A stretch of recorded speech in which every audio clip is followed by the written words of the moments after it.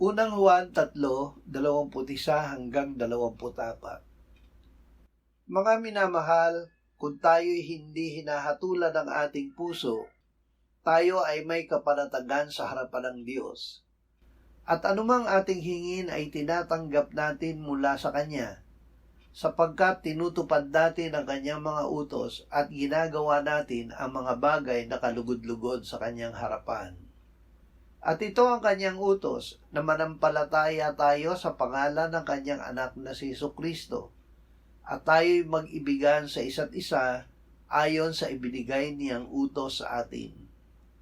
At ang tumutupad ng Kanyang mga utos ay nananatili sa Kanya at siya sa Kanya.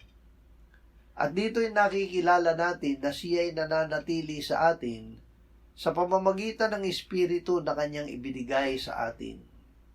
Ang utos. Tayo ay may kapanatagan sa harap ng Diyos at tinatanggap natin ang ating hinihingi sa Kanya kung tinutupad natin ang Kanyang mga utos at ginagawa ang kalugod-lugod sa Kanya. Ito ang Kanyang utos, na manampalataya tayo sa pangalan ng Kanyang anak na si Jesucristo at mag-ibigan sa isa't isa. Sa paraang ito ay nananatili tayo sa Diyos at ang Diyos ay nananatili sa atin.